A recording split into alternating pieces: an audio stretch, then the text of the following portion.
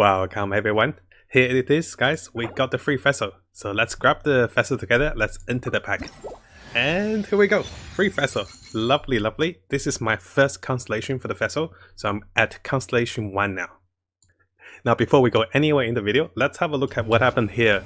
The monster just died and we all decided to submit together because monster died, why not submit together? And easy team wipe, guys.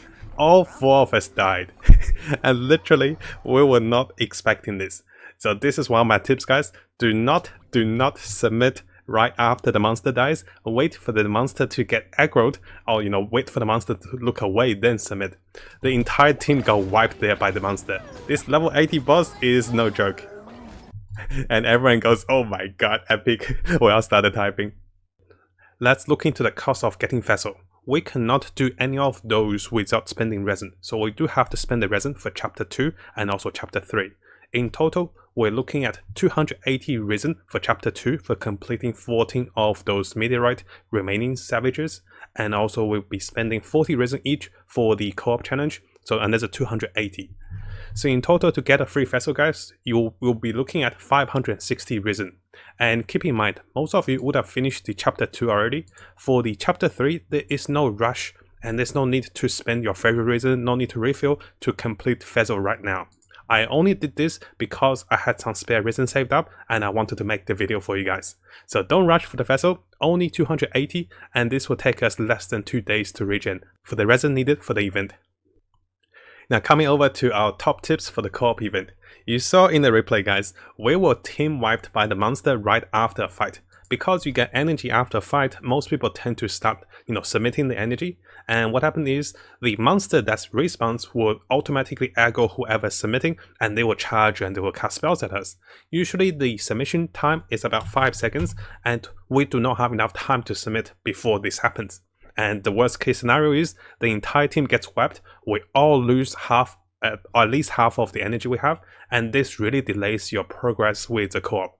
So try to not submit right after. And the second tip goes after that, is to submit when the mobs or the monsters are fully engaged. When they're fighting allies, when they're looking away, when they're charging away, this is when you need to start to submit. Now I'm sure most of you have realized that we actually lose energy when we're interrupted. When we're interrupted by the monsters, after taking damage, we lose a chunk of the energy we have existing, and this will delay the progress. But the important factor is, guys, realize that we can manually cancel the current submission before taking any damage.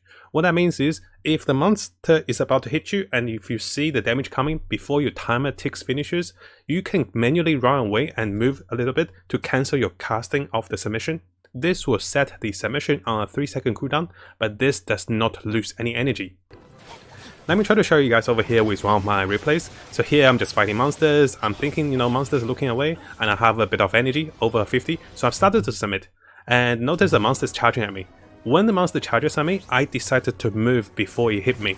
And by doing so, notice I did not lose any of my energy. My energy stayed at the same level, and what that means is, I preserved the energy.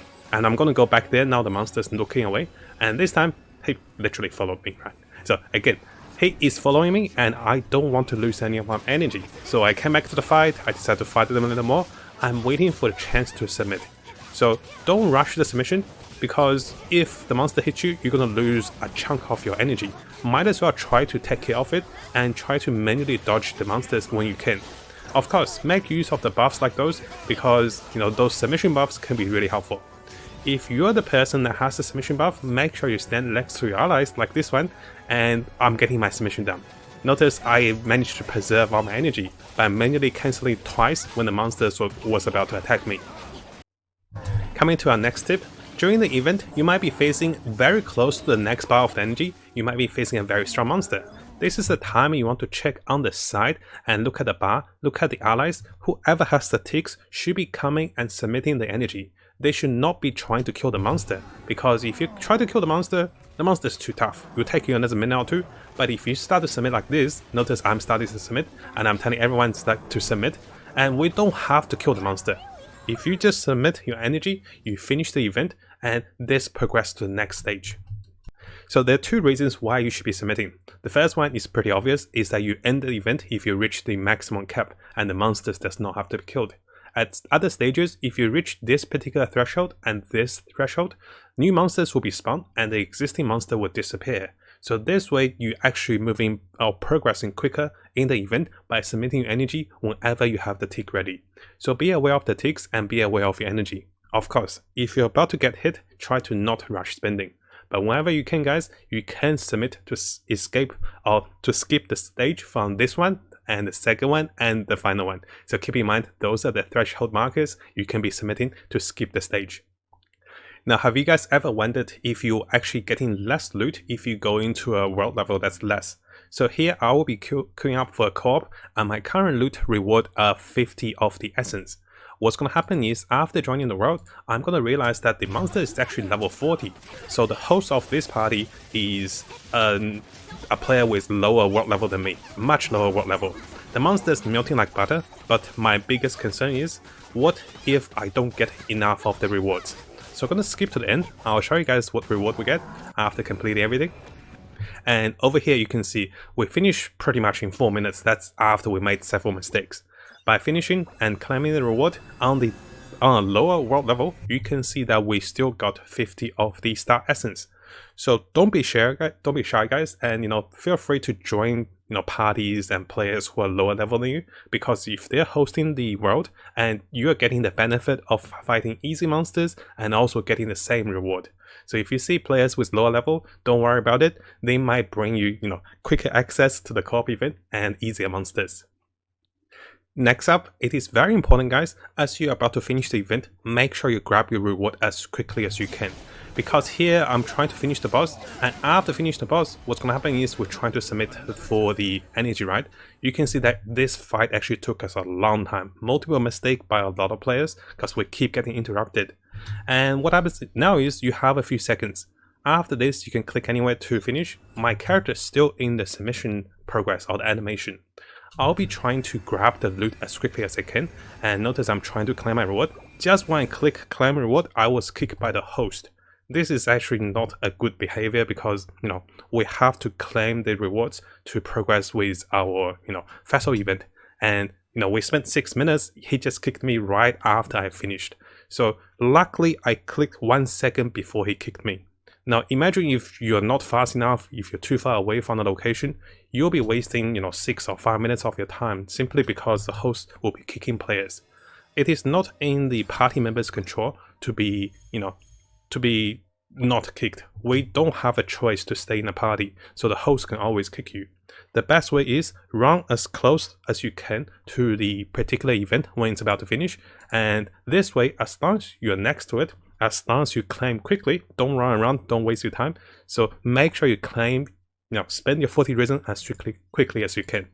And what I did here was, after I was kicked, I came back to check if I managed to get the reward.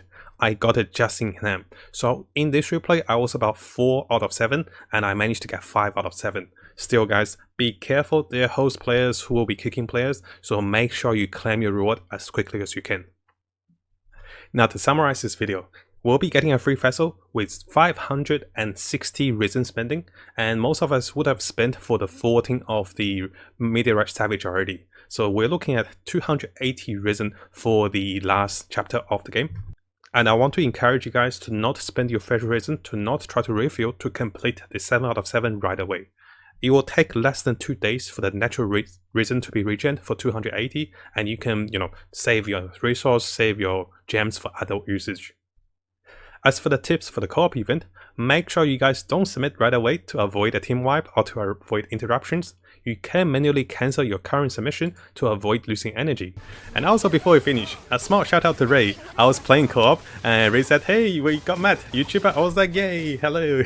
I was like, one of his viewers recognized us. So yeah, randomly we were able to queue up into a viewer, and shout out to Ray for playing with us. He was using Venti and I was testing Kaching for this fight. Now, if you found this video helpful, make sure you subscribe and also turn the little bell on for the latest news. I'll be looking towards to make more builds, guides, tips, and news and event updates for us as we come further into the game. And as always, I wish you guys the best of luck with Genshin and have the most fun in exploring this wonderful world.